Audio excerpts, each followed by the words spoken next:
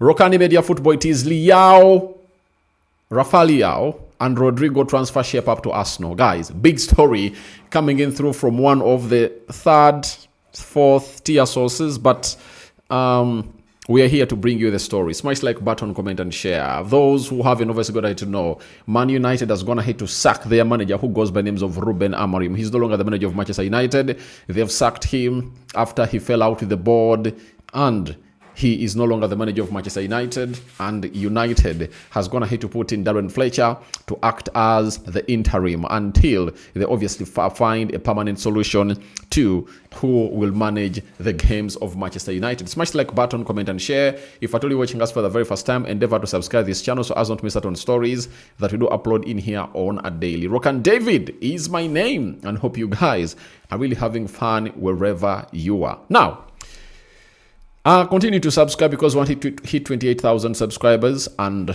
that's what is our target. Now, in the pursuit of Arsenal to get in forwards that are really versatile, there is something shaping up, and 360 scores have told us that Arsenal's recruitment strategy for 2026 is shaping up. No immediate striker such as the club continues to trust Gyökeres to lead the line. Instead, the priority is reinforcing the wings with top-tier talent. Targets include Rodrygo of Real Madrid and Rafael Leao of AC Milan. Now, Arsenal is doing all what it takes to improve its wide attack. I think all what they've gone ahead to do is to really get the right side sorted. If you are having Saka, then Noni Madueke, and then Max Dorman in their particular order, meaning that Saka is a starter. His first understudy is Noni Madueke. Third understudy is Max Dorman. I think that is an area that Arsenal doesn't need to tamper with, obviously looking for a player who really plays that side. But on the left, there are still questions. We all admit there are still questions that really have answers, that really require answers. And when you look at the left, I think Martinelli is an old man out. And I know there is a clique of people who really love Martinelli on this channel. But if you're asked on Martinelli, one, and on Martinelli, one, and this other guy called on Martinelli and Rodrygo, who do you prefer to have in your team? Arsenal fans, the question is for you. Rafael Leao and Martinelli, who do you prefer to have on your team? On any other day, on any day, I pick Rafael Leao ahead of Gabriel Martinelli. I pick Rodrygo ahead of Martinelli. Meaning that on these two, Arsenal might find themselves looking out for one during the summer transfer window of 2026. I don't think that Arsenal will go in for any of those during this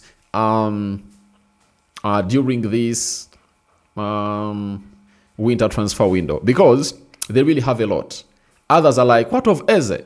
I think Eze was brought in to measure as a number 10 competitor for Martin Odegaard. Though off the left is looking good, but he has to learn to adapt to the side of Arsenal and really put in a required shift altogether. And I know when Odegaard was away, he enjoyed himself, but he never really put out performances that could keep him in those positions. He came through and really scored goals, but I think inconsistency caught up with him. When you look at Martin Odegaard, he scored a goal against Brighton. He created an assist for Zubimendi in the game of Aston Villa. And on Saturday, when Arsenal was beating Bournemouth by 3-2, we saw him really get himself involved in the second goal, when he really went ahead to create it all for Declan Rice to obviously slot it into the bottom corner, right? Sorry, on the bottom post. You understand? So he is really consistent. And I tell you, in the game of Liverpool, they are playing next, Odegaard will come up and represent and really put in a very huge shift altogether. I confirm to you. You understand? So that is Martin Odegaard for you. And you might look at him and obviously not really give him exactly what he deserves or not give him his flowers. But it is mandatory that Martin Odegaard has to be on the pitch. You know, the only question is, why does the manager not get in Eze? I'm obviously going to be doing that video for you. That is it. But all in all, allow me tell you, Odegaard is undroppable. Now, Martinelli, I've always told you that when he starts, he doesn't look good. And Arteta did a very huge mistake when they're playing against Bournemouth. If he started Trossard or Eze off the left, and he brought in Martinelli thereafter as a substitute, would have gone ahead to really see Martinelli function. And pay a lot of attention to detail on what I'm telling you. When does Martinelli thrive? When he starts or he comes off the bench? The answer is, when he starts, he doesn't thrive. When he comes off the bench, he thrives, because we all know to it that teams tend to open up in the last half-hour mark of the game. You get? In the last 30 minutes, teams open up, meaning that with his pace, he'll only need that one pass for him to kill off these players. You understand? So, that's exactly what we have to come up here and really discuss hugely about the lad known as Gabriel Martinelli. So, he's earning £200,000 a week. You understand? And it's the amount of money that Rodrygo would come and earn at Arsenal and command a starting position. The same applies to Rafael Leao. And the beauty of Rodrygo is that he's a versatile player. That's why in the summer transfer window, I was like, Arsenal should get in Rodrygo. Why Rodrygo? He can play as a right forward. He can play as a false number 9. He can play as a number 10. He can play as a left forward. You get? And Rodrygo sinking into the atmosphere of Arsenal will be very, very easy. Why? The Brazilian community is there. You are having Gabriel Jesus. You are having Gabriel Magalhães. That obviously creates a very conducive environment for him to settle in. You understand? You get? His size is not all that fierce, but see him as a Suitability. He came in through, and obviously people were like, he's going to be bullied in the midfields of different teams in the Premier League. And I'm like, have you watched this guy play? Do you know who you're talking about? You understand? I'm like, this guy is really special. And you've gone ahead to see how special Martin Zubimendi is. Now, if you add on another Rodrygo, another technically gifted player who can really act well in tight spaces, because the problem Arsenal is facing right now is that teams are now making it hard for them to go through them. You get? And you'll need a software player like Rodrygo to come in through and obviously sit down those players. That is it. And his stats are really amazing. And I know he can really extend a lot. He can really extend a lot into his performances as a manager in there. For example,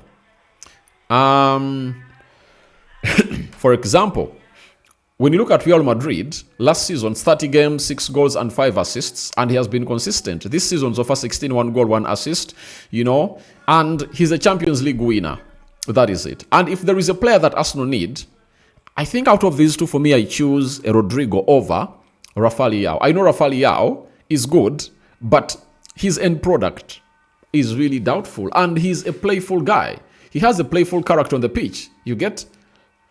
He's skilled. He has the energy. He can score. He can really assist. But he's playful on the pitch. Rodrygo does business. He does business. From the first minute, he does business. And I just can't imagine the forward line of Arsenal if Rodrygo comes in through next summer and it's Saka, Gyökeres / Jesus, and Rodrygo off the left. What an addition. And why is the signing of Rodrygo very important? This season, I came up and I really told you that I see Arsenal winning the league. And no one will come close to them. Man City is using this season to build their squad to get back to title-winning ways. And the team that will sign this player, because he will either play at Arsenal, Liverpool, or Man City. Now, on these two teams, Arsenal, all, Arsenal, all Man City. Whoever takes Rodrygo will put himself in a much better position to win the trophy because of his skill set and what he really puts out on the field of play. The guy is talented. He's extra talented, and he is a champion. He has won the Premier League, he has won the La Liga, he has won the Champions League many times and lifted very many other trophies. Now, he's going to be playing into the Brazilian national team that's going to be playing in the World Cup that's going to be hosted by Canada, Mexico, and US. I tell you, Brazil is going to be one of those teams that might compete for this trophy. And for me, my shortlist, they come first winning this because of Ancelotti being their manager. Now, this guy might come in through at either Arsenal or Man City when he's going to have to win everything in world football with the World Cup. Meaning that you'll be getting in a player who is still young and his mentality is really great because the guy is just 24 years and people think that the lad has lived here for a long time. And this month, on the 9th, he's turning 25. That is the Rodrygo I'm really talking about. So, Rodrygo for me comes ahead of Rafael, but that doesn't stop me from talking about Rafael and what he brings in through at Arsenal. Obviously, he brings in through what we call energy. He brings in energy, that is it. He brings in a skill set, and creativity and goals. You get? And maybe why I think that Arsenal are thinking of signing this guy, it's because at AC Milan, he's not getting in new challenges. And all I think he needs is a new challenge as a player. Because in life, we need these challenges. When you get a new challenge, you obviously get to know that there are certain things you're obviously not yet done with. And I think that's what Rafael needs. And they need to let him go. So, he can be turned into a very good player by Mikel Arteta. And now we wait to see. But he's 26. Rodrygo is 24. Now, I leave it over to you. Who do you think Arsenal should bring in through in the summer of 2026 as their transfer shapes up on these two players? I don't think they'll bring these two in. But with what they did during the summer transfer window of 2025, you cannot come out and bet on Arsenal that they cannot bring them together. Why? They are going to be having in a lot of money. That is it. Arsenal are going to win the Premier League. That means a lot of money. Arsenal might win or lose on the Champions League finale. That's Arsenal for you. Meaning that they are going to be getting in lots and lots of money this season. And that money will help them really do the needful to redefine what signing players at Arsenal is. And after getting in what the players they brought him through, meaning that this summer of 2026, Arsenal will go for big money players. That is it. Arsenal will go in for big... Sorry. Arsenal... Arsenal will go in for big money players. That is it. So, I leave it over to you. Go into the comment section and let me know what your thoughts are about Arsenal going in for a player known as Rodrygo and Rafael. Into the comment section. Rokani David is my name. I'm out.